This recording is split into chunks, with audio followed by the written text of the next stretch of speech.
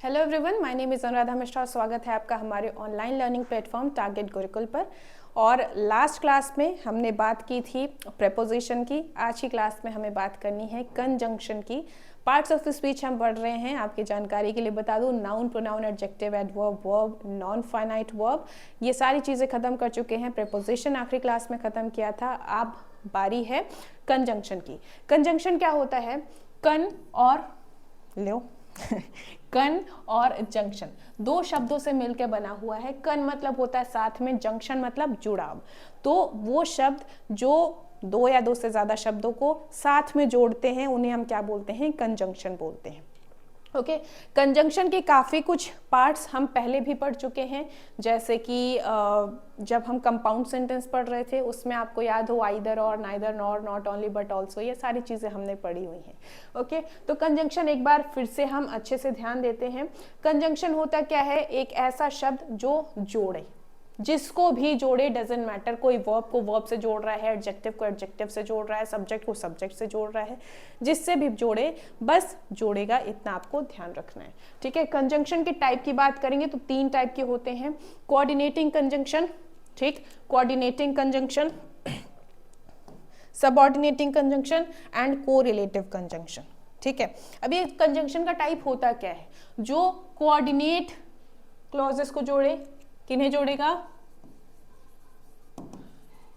Coordinating clauses को जोड़ेगा, वो क्या होगा? Coordinating conjunction. जो सबऑर्डिनेट क्लॉज को जोड़ रहा होगा वो सबऑर्डिनेट कंजंक्शन होगा।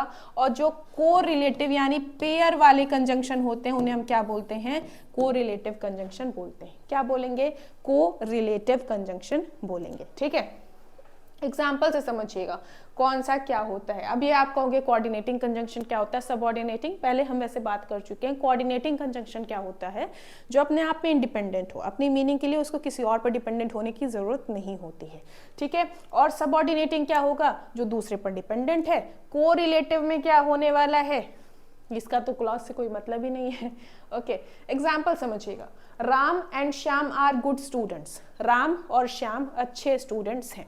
तो यहाँ पे जो एंड है वो क्या है? कंजंक्शन का काम कर रहा है। क्यों? क्योंकि राम को श्याम से जोड़ रहा है।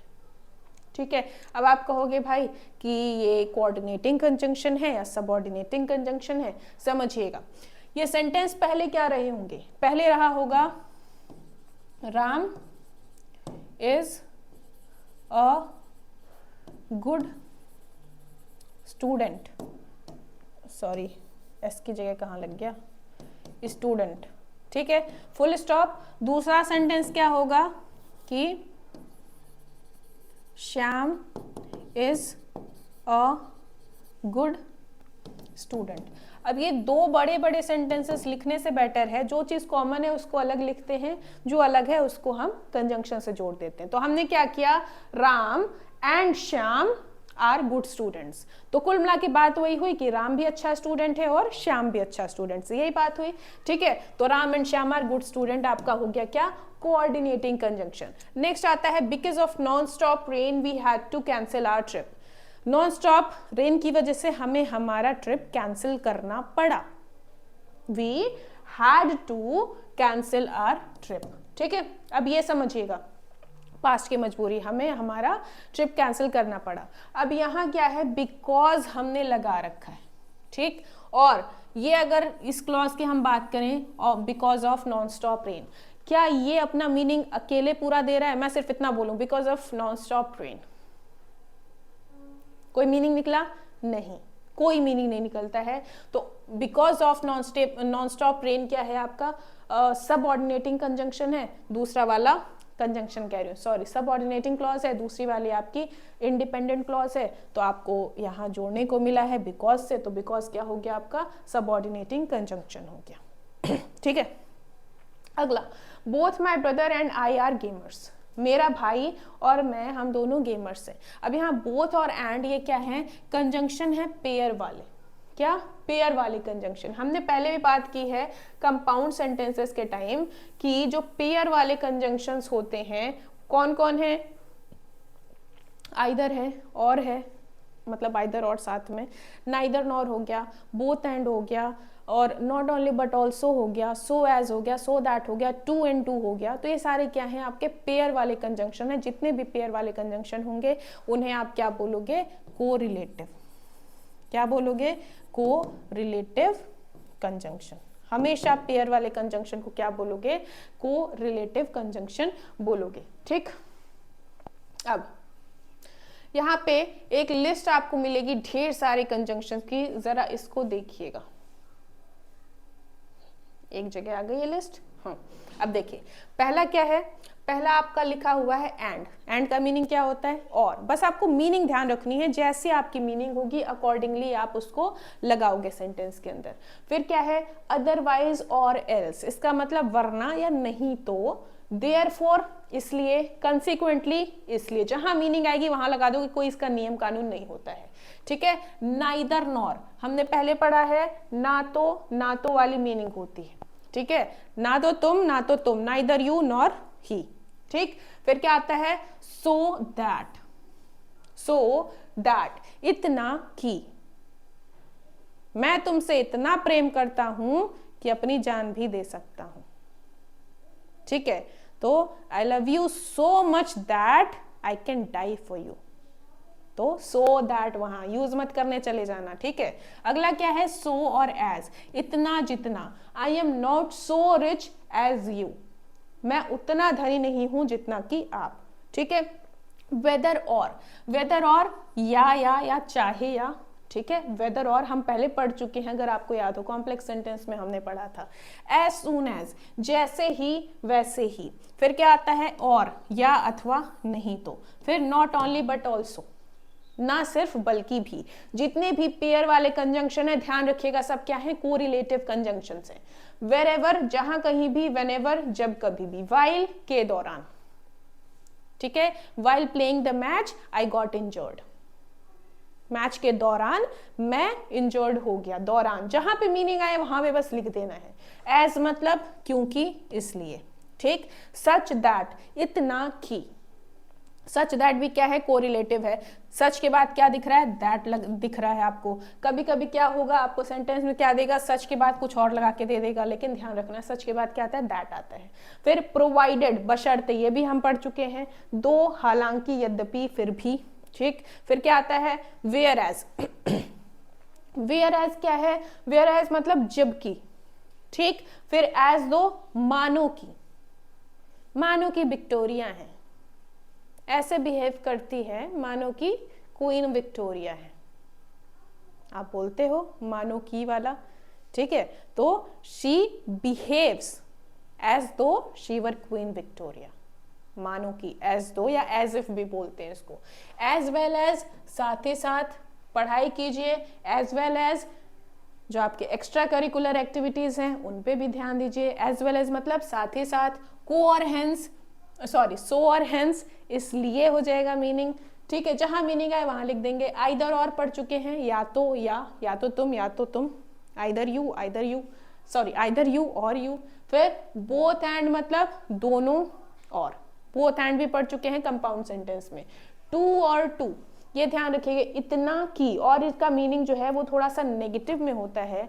टू और टू हम कैसे लिखते हैं, मान लीजिए मैं बोलूं she is too weak to walk, वो इतनी कमजोर है कि वॉक नहीं कर सकती, इतना की।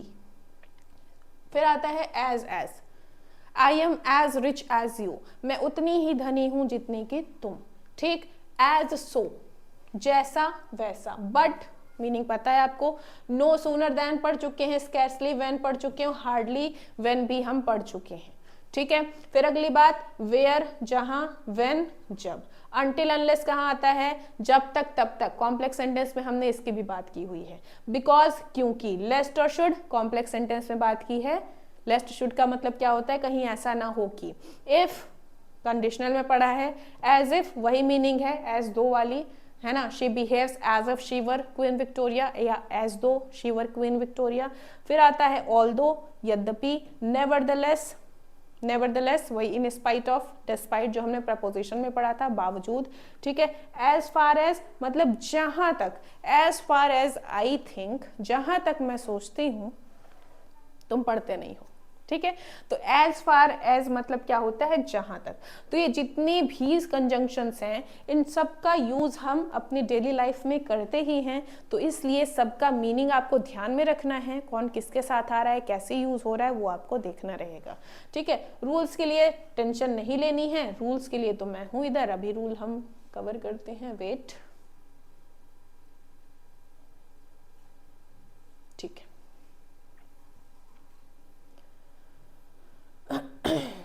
रूल आपका क्या कहता है, रूल नंबर 1 पे आते हैं। ठीक है, रूल नंबर 1 कहता है कि आपके सामने 3 कैटेगरीज दिख रही हैं कंजंक्शंस की।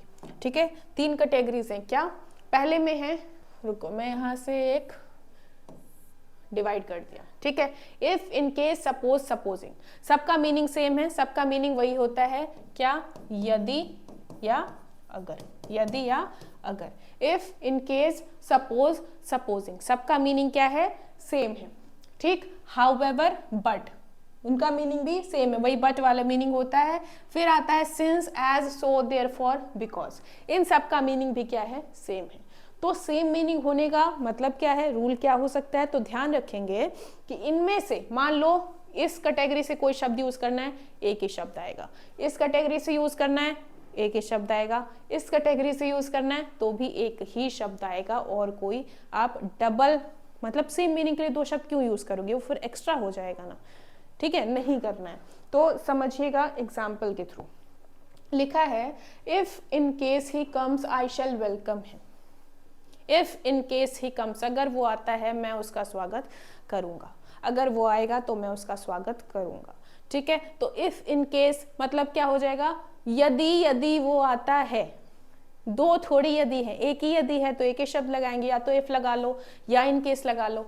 ठीक है, लिख लो, if he comes I shall welcome him, या फिर in case he comes I shall welcome him, लेकिन लगेगा तो एक ही, एक कैटेगरी से एक शब्द। फिर आता है since, as he is my student, so therefore I teach him. इस टाइप से आता है, गलत हो जाएगा। कैसे लिखेंगे, या तो आप ये लिखिए, since he is my student I teach him, या फिर लिखिए as he is my student I teach him, या फिर लिखिए he is my student so I teach him, या फिर लिखिए he is my student therefore I teach him. यानी कि सिंस, एज, सो, देयरफॉर में से सिर्फ एक शब्द आप एक सेंटेंस में यूज करेंगे और कोई नहीं यूज करेंगे। ठीक है, एक्स्ट्रा हो जाएगा तो मीनिंग आपकी गलत हो जाएगी। चलिए आगे बढ़ते हैं रूल नंबर 2 पे। रूल नंबर 2 बात करता है कि मान लीजिए अगो लिखा है कहीं आपके सेंटेंस में और उसके बाद एक नई क्लॉज स्टार्ट हो रही है, तो वो क्लॉज हमेशा आपकी दैट से ही शुरू होगी। किससे शुरू होगी, दैट से शुरू होगी, और किसी से शुरू नहीं होगी। आपको कभी कभी ये क्या लिख के देगा, व्हेन लगा के देगा दैट की जगह, और पढ़ने में मजा आएगी, देखने में और मजा आएगी, आपको लगेगा सही है, बट वो ग्रामेटिकली सही नहीं होगा। करना क्या है, it was 10 years ago that she came here, यहाँ पे क्या देगा, व्हेन शी केम हियर, गलत हो जाएगा, ध्यान रखेंगे। इट वॉज 10 years ago, अगो के बाद अगली क्लॉज दैट से शुरू होगी। ठीक, बस यही रूल है। आगे बढ़ते हैं, रूल नंबर 3 की बात करते हैं। रूल नंबर 3 कहता है, अगर आपकी क्लॉज में क्या है, द रीजन या द रीजन वाई लिखा है, क्या लिखा है, द रीजन या द रीजन वाई लिखा है, तो उसके बाद जो अगली क्लॉज है वो भी किससे शुरू होगी, दैट से। क्यों, रीजन मतलब भी क्या होता है, कारण बताना, द रीजन वाई मतलब भी वही है, कारण बताना। तो आपको पेपर में क्या लिख के देगा, द रीजन वाई के बाद फिर बिकॉज से शुरू करेगा। तो जब आप पहले ही कारण बताने का इंग्लिश लिख चुके हैं तो बिकॉज लगाने की जरूरत है क्या, बिकॉज भी तो कारण बताने के लिए, क्योंकि आप कहाँ यूज करते हो, कारण बताने के लिए यूज करते हो, है ना। तो आपको क्या करना है, दैट लगाना है द रीजन और द रीजन वाई के बाद। पहला रूल आपने क्या पढ़ा है कि भाई 3 कैटेगरीज हैं और उनके जो शब्द हैं एक सेंटेंस में एक ही आएंगे, है ना। दूसरा रूल आपने क्या पढ़ा है, अगो के बाद कोई दूसरी अगर क्लॉज आ रही है दैट से शुरू होगी। तीसरा रूल आप क्या पढ़ रहे हो कि अगर द रीजन या द रीजन वाई के बाद कोई क्लॉज आनी है तो वो भी किससे आएगी, दैट से आएगी। ठीक है, the reason why he is absent is because he is ill. पढ़ने में अच्छा लग रहा है, बोलने में और अच्छा लग रहा है, ग्रामेटिकली करेक्ट है, करेक्ट नहीं है, सॉरी करेक्ट नहीं है। क्यों, क्योंकि द रीजन वाई ऑलरेडी अगर रीजन बता रहा है तो बिकॉज लगाने की जरूरत नहीं है, बिकॉज हटाइए, दैट लगाइए, स्वच्छ भारत बनाइए ठीक है, the reason why he is absent is that he is ill, ये हो जाएगा आपका करेक्ट। ठीक, चौथा वाला आप पहले भी पढ़ चुके हैं, एक बार फिर से हम पढ़ लेते हैं, ये आई थिंक आखिरी है क्या? जी आखिरी है। रूल नंबर 4 क्या कहता है? एज और सो एज की बात करता है। एज अफर्मेटिव में यूज करते हैं, सो एज नेगेटिव में यूज करते हैं। मीनिंग क्या होती है? उतना जितना, दोनों की मीनिंग सेम है, ध्यान रखिएगा। बट एज पॉजिटिव में यूज करेंगे, सो एज नेगेटिव में यूज करेंगे, और ये जो बीच में ब्लैंक है ना, यहाँ पे आप हमेशा पॉजिटिव डिग्री लगाएंगे, फिर ये चाहे एडजेक्टिव की पॉजिटिव डिग्री हो या फिर एडवर्ब की पॉजिटिव डिग्री हो। ठीक है, और देखिएगा जब पहले, Ram is as rich as I, Ram उतना ही धनी है जितना कि मैं, उतना जितना, और पॉजिटिव है तो एज हमने लिखा, सो एज नहीं लिखा। दोनों के बीच में रिचर रिचेस्ट नहीं लिखा, हमने रिच लिखा है, positive degree I. Ram is not so rich as I, Ram is not so rich as I, Ram उतना धनी नहीं है जितना कि मैं। सेंटेंस आपका नेगेटिव था, सो एज के बीच में आपने लिख दिया पॉजिटिव डिग्री, सेंटेंस हो गया। Sohan is taller but not so smart as Mohan. अगर ऐसा सेंटेंस है, आपसे कहा जाए गलती खोजो, गलती कैसे खोजोगे? हमेशा ध्यान रखना है, जब एडजेक्टिव पढ़ा रही थी तो भी बताया था कि जब भी कंपैरेटिव डिग्री लगाना है तो उसके साथ प्रेपोजिशन आएगा ही। यूजुअली दैन लगाते हैं, कभी कभी कुछ और भी लग जाता है, वो भी रूल हम पहले पढ़ चुके हैं। तो जब आपको दैन लगाना होगा तो आप क्या करोगे? कंपैरेटिव डिग्री के बाद दैन लगा दोगे, काम खत्म, ये हो गया आपका सेंटेंस। तो ये 4 ही रूल हैं आपके कंजंक्शन में, बाकी कोई रूल नहीं है, बस शब्द हैं, शब्दों की मीनिंग है। अगर मीनिंग आपको पता है, काम खत्म है, आप वहां पे मीनिंग लगाइए और फिर आगे बढ़ जाइए। ठीक है, सो दिस वाज कंजंक्शन, छोटा सा टॉपिक था, लेकिन आई होप समझ आया होगा, चीज़ें क्लियर हुई होंगी। कोई चीज़ अगर रह गई है, जिसका डाउट है आपको, तो उसको नोट करके रखे रहिएगा। जब भी हमारा डिस्कशन सेशन होगा तो फिर वहाँ पे आप अपने डाउट्स शेयर कर सकते हैं। बाकी आज के लिए इतना रहेगा, tata bye bye, take care, जय हिंद, मिलते हैं अगले सेशन में।